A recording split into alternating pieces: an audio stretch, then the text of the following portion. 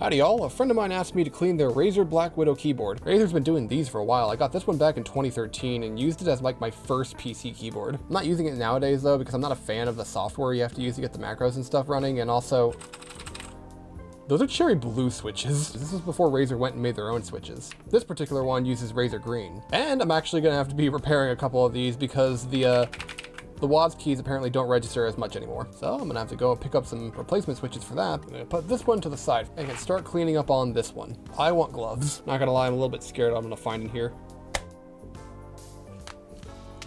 Well, these keys are absolutely gonna need a bath.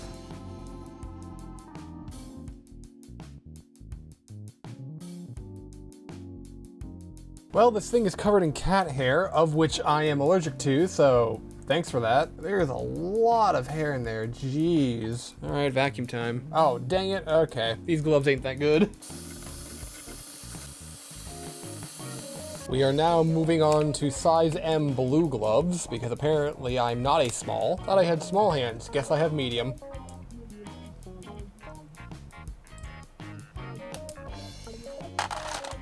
Okay, I got all the little guys removed there. I did just kind of fling one across the room though, so now I gotta get on the floor and try to find it. Oh wait, there it is, found it. Aha, I didn't lose any. Well, this is gonna be an interesting thing to kind of clean. Man, there's cat hair in a lot of these too. All right, I'm just gonna fill this thing with warm soapy water and kind of like slosh it around, let it sit in it for a while.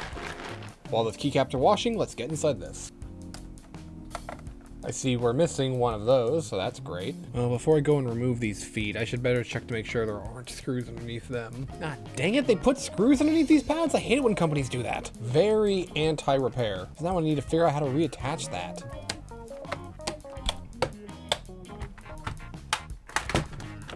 Just got one more. Come on, give it up. Come on, come on. Oh, it would help if I took out the last screw. How did I forget a screw? There we go. Is that normal? Well, move this out of the way for now. Well, we've gotten the top part taken off. We do a little bit more vacuuming, I guess. And we got more screws to take out. Okay, that should remove the motherboard from the bottom plate, and we somehow have even more dust down here. I don't even know how to get to that. Next up, we gotta remove this. Is this metal? Oh yeah, that's metal. Well, anyway, we need to remove it. Oh, that's lovely. Razer went and like blobbed this over, so you can't really replace this if you wanted to. Thanks, Razer. I'm just gonna have to deal with this cord. That cord is not user replaceable at all. I do like though how they go and describe like what numbers on where though. That's kind of nice. I also just realized this plate, all of these switches are soldered on top of this plate. So if you want to get in there and clean the inside of that gap, you have to desolder the entire board. Yeah, I'm not doing that. That's kind of funny. These are just gonna go right back in there. Instead, I'm gonna go take this outside real quick and actually give it like a dusting with one of my blower dusters, because I'm not doing that indoors. Okay, well I think that's looking pretty decent. Next up is gonna be to desolder WASD. Oh yeah, those feel worn. And put some replacements in. And for this, we'll need our handy dandy desoldering gun. And we need to do WASD.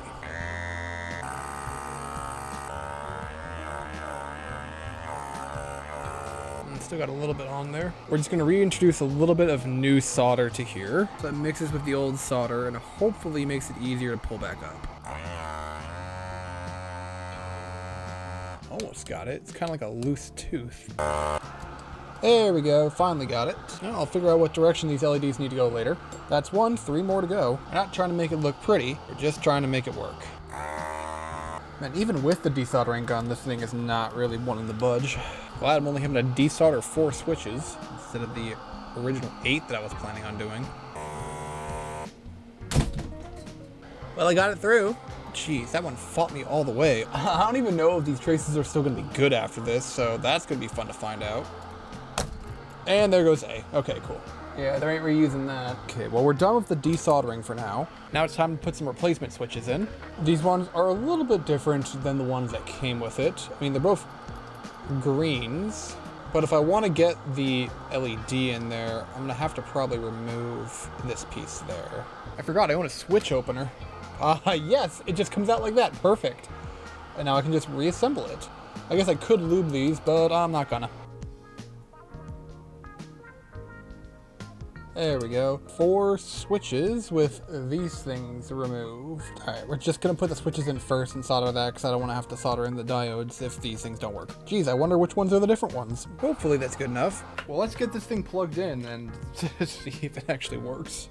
Well, it appears the only key that works is S. And I have a feeling it might be because I desoldered the pads off. New thing to fix. Okay, so I think I figured out a way how I can still get this to work. You can see the keyboard is plugged in. We got a green light here. As you saw previously, the D key does not work whenever it's plugged in. So what I did is I took my file and I found where the trace is that goes to that key. It's right there. So if I can find a way to get this wire to connect to there, and then I connect this to a ground plane, that should work. Because watch, if I take some wire and have one touch the ground plane and the other this point here, we get D. So I'm just going to take a wire and wire that to there and that to a ground plane, which I could just go to like C, for example. So that's more doable. Though I'm thinking the wire that I have here, yeah, that's not going to want to sit well. Well, I have a box of charge-only USB cables, and since I absolutely hate those, I'm just going to harvest the wires from these.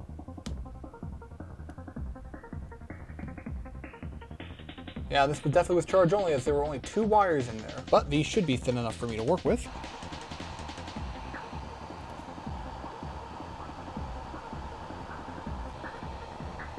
We're just going to temporarily put that in there just so we know it'll go over where we need to be. Tin our wire real quick. Well, let's go ahead and give this a test now. Delete all the D's from the previous one, and then WASD. Oh, okay. It's putting in C. It's typing in C because of the matrix. Okay, so I guess I can't just do any ground point, so it's taking that into account too. So now when I type C, it's also doing D. Okay, I got some more I need to figure out. Why don't we start by just removing the wire here? Who knows, maybe I didn't mess up the ground plane on this one. Okay, D works, and S works too, so I don't need that part on D then. Now I just need to do it to W and A. Sweet. Oh, that means I don't need this on here, so let me just remove it. I can reuse it later if I need to. Now we'll need to scratch a couple of other pads. Grab the one for A here. It's gonna be a problem with that trace, considering that these ground planes are working. Let me just check the ground on W too. W is probably gonna need a little bit more help, but at least I know the trace here is broken. Let me test the one up there while I'm at it. Actually, where does W go? Well, I'm having a little bit of a hard time determining where the W one is, so let's just finish A and then we can get to W. Sweet, A works. So does S, so does D. I just gotta figure out what's going on with W. Oh goodness, both pads there are bad. Good news, the ground pin works and I found the actuator part. I originally tried right here, that wasn't it. It is right there, that connects to that. So I just gotta bridge that. So we're just gonna use our last wire here. Oh, it does not want to take. Guess an itty bitty amount of flux it is.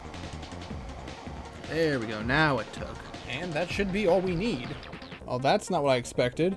That's not W. I might have bridged something I shouldn't have. Well, as you can see, I got it, and here's what I had to do. I was just slightly too far over when I was scraping it, so it was shorting out on something. I had to expose the pad a little bit more, and then put some Kapton tape just so it wouldn't solder itself onto that. But with that, every key should be working. Sweet, all the keys work. These two here are just undefined. Well, the hard part's over.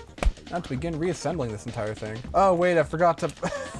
Dang it, I need to put those diodes back in. Okay, at least I didn't reassemble it before I figured that out. Thought we were out of the soldering woods, but not yet. They are sitting a lot lower than the other ones, so I'm gonna need to figure out a way to get these to stay for a moment. I'm sure I won't come to regret using this museum putty.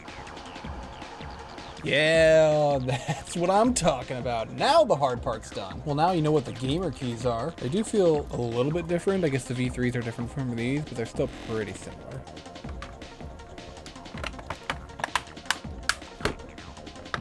Now, what am I going to do about the adhesive that the feet were on? I don't know. Well, the dust mat now is clean, and I have the keycaps out of the water. They're currently in a dehydrator to dry. So while that's drying, I need to find a way to clean the parts that go into the keys that need stabilizers. So I'm going to try out something I just found today. It's a little washing machine. This might be perfect for it. Looks like it runs on AA. You know what? You're going to get my Yodobashi batteries. Those are ones I picked up in Japan for testing Game Boys.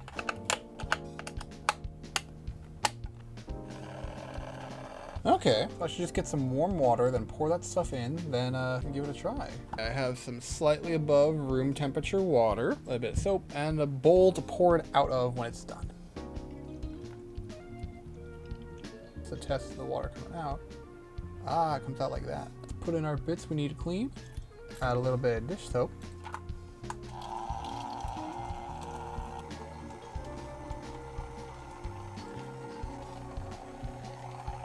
I imagine that's probably good enough.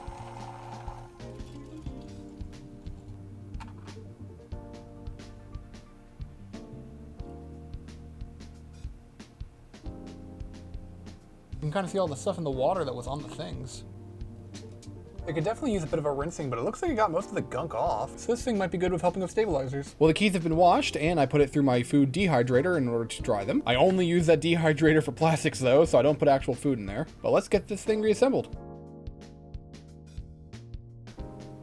Finally have it reassembled. Just give it another quick brushing, dislodge anything that might be in there. And we're good. Granted, I still have the feet to put on, but I'm just gonna put that in a bag and give it to them, and they'll have to do that. Let me just plug it in real quick to prove that it does work. Nice and green. And with how I did these, you can't really tell the difference between how these ones feel, and for lights, yeah, they all look the same. Some of the keys still have smudges and stuff, but that's just because of the material that they're made out of. These should be made out of ABS. The ones I prefer are made out of PBT. Those ones don't really smudge as much. Well, this took a lot longer than I thought. I don't really want to keep y'all too long, so I might have to put off just cleaning the Battlefield 3 one for another day. Granted, this one doesn't need all the work I did on the other one, and just really needs to figure out this thing. Yeah, maybe we'll make it short about it, but that's gonna be it for now. So long, y'all.